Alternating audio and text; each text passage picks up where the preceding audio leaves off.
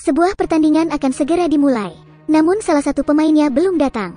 Pelatih tim itu pun kebingungan. Seorang nenek menginginkan cucunya untuk menggantikannya. Pelatih meragukan hal tersebut. Bagaimana bisa seorang bocah kecil dan kurus bermain sepak bola?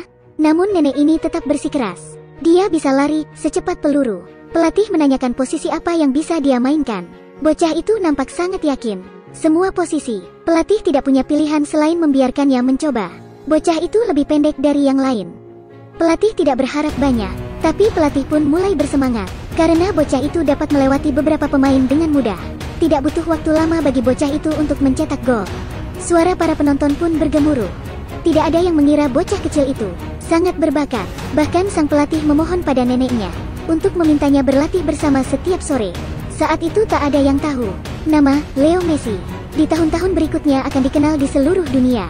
Hanya sedikit orang yang tahu bahwa yang membawa Messi ke dunia sepak bola adalah neneknya.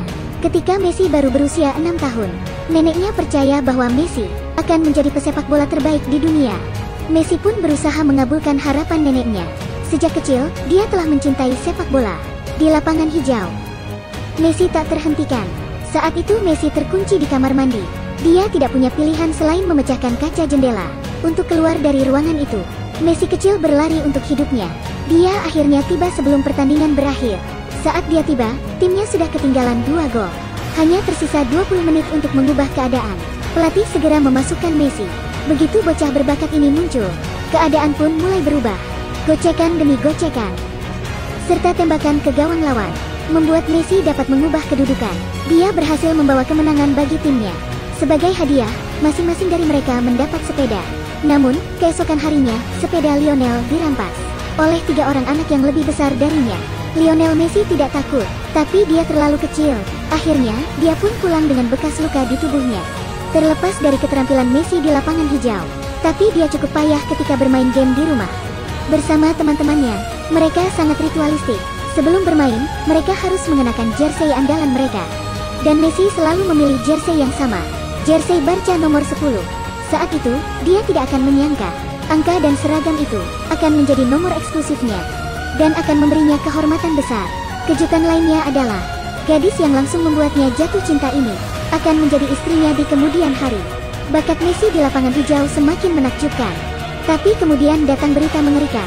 Dia didiagnosis menderita penyakit langka. Messi muda didiagnosis menderita defisiensi hormon pertumbuhan, atau bisa disebut juga dengan dwarfisme. Jika tidak diobati, dia tidak akan bisa tumbuh. Kata-kata ini terus terngiang di benaknya. Apakah saya bisa bermain sepak bola? Meskipun saat itu keluarganya dalam keadaan yang sulit, sang ayah tetap memutuskan untuk memberikan suntikan hormon secara teratur. Mimpinya bermain sepak bola membuat kondisi Messi semakin membaik. Saat itu usianya baru 11 tahun. Tanpa disangka-sangka, krisis ekonomi melanda Argentina dan membuat ayahnya kehilangan pekerjaan. Itu adalah situasi yang sulit bagi keluarga yang sudah terpuruk. Keluarganya tak lagi mampu menanggung biaya pengobatannya. 2 tim yang menjadi harapan keluarga itu adalah River Plate dan News Old Boys. Dengan tegas menolak permohonan sang ayah. Menurut pendapat mereka, penderita dwarfisme tidak memiliki masa depan. Di tengah keputusasaan, Barca memberi penawaran untuk mengubah hidup mereka. Messi dan ayahnya pergi ke Barcelona, tepatnya ke La Masia. Saat itu Messi baru berusia 13 tahun.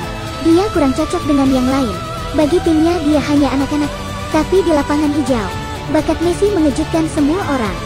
Para pemain dan pelatih menyebut namanya Lionel Messi.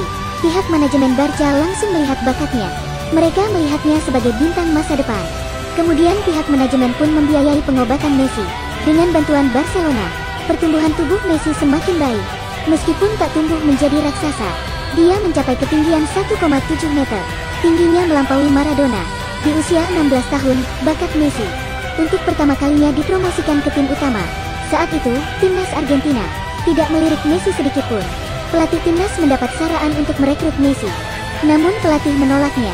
Hingga saat dimana pelatih melihat video pertandingan Messi, dia benar-benar tercengang. Baik kecepatan, kontrol bola, ataupun tembakannya menunjukkan bakat terbaik. Pelatih pun yakin. Dia segera menghubungi AFA, Asociación del Fútbol Argentino. Dia tahu bahwa jika terlambat, Messi akan berbalik ke Spanyol. Federasi Sepak Bola Argentina menanggapinya dengan sangat serius. Hanya dalam waktu 40 menit mereka menghubungi ayah Messi. Sejak saat itu Messi bermain untuk Argentina. Di tim pertamanya, dia sulit untuk beradaptasi. Messi yang baru berusia 16 tahun, terkucilkan, sampai seorang pria datang dan mengubah situasi Messi. Orang itu adalah Ronaldinho. Dia memperlakukan Messi seperti adiknya sendiri. Gol pertama Messi di Barca adalah pemberian Ronaldinho. Saat selebrasi, Ronaldinho menggendong Messi. Itu juga menjadi pemandangan yang tak terlupakan bagi para penggemar sepak bola. Sejak saat itu, Messi benar-benar mendapat tempat di tim utama. Dia bangkit dengan cepat. Jika seseorang bertanya siapa pemain terbaik di dunia, dia adalah jawabannya. Leo Messi, Leo Messi. Messi. Messi, Messi. Dengan kepergian Ronaldinho, Messi, pada usia yang ke-21, menjadi pemimpin baru Barcelona. Sejak saat itu, dunia sepak bola memasuki era baru. Era Messi. Di bawah bimbingan mentornya Guardiola, Messi menjadi jantung Barcelona.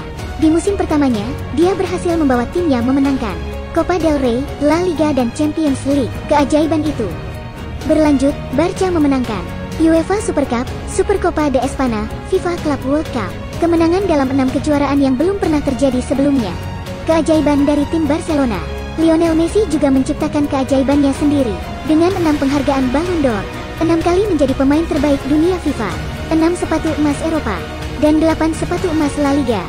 Bocah dari latar belakang sederhana ini, dengan bakat dan tekad untuk mengubah nasibnya, akhirnya menjadi pemain bola terkemuka dan berdiri di puncak kejayaan. Pencapaian seperti itu belum pernah terjadi sebelumnya. Tapi hidupnya memiliki penyesalan terbesar. Seseorang pernah bertanya kepada Messi, mana yang akan dia pilih, 6 Ballon d'Or atau Piala Merit? Tidak ada keraguan bahwa pilihannya adalah yang terakhir. Kejuaraan dunia, Piala Dunia 2014 di Brasil. Messi yang berusia 26 tahun memimpin tim nasional di turnamen.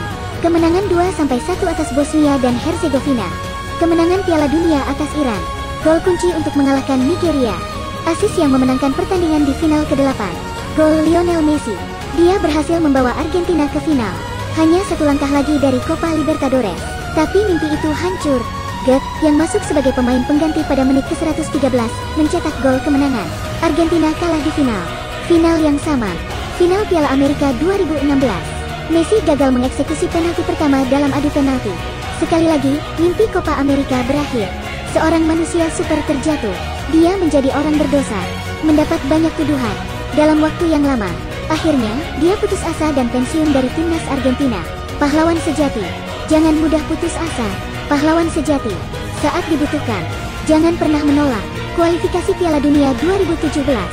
Para pahlawan keluar tanpa berpikir panjang. Kekuatan satu orang untuk memimpin tim keluar dari permainan. Setelah 4 tahun, tim kembali ke panggung dunia. Tahun itu bisa menjadi tahun untuk mewujudkan mimpi itu. Tapi pada akhirnya mimpi itu hancur lagi. Pahlawan tunggal meninggalkan stadion sambil menangis. Meskipun harapan telah hancur, tapi pria sejati tidak akan pernah jatuh. Bahkan jika ada banyak halangan merintang, mereka akan berjuang keras dan menerobosnya. Piala Amerika 2021, Piala Dunia Qatar 2022. Seorang pria harus memiliki mimpi. Ketika Anda kehilangan sesuatu, Anda harus mengambilnya sendiri. Dengan mimpi di hati dan kakimu, berdirilah tegap dan tetap tegak.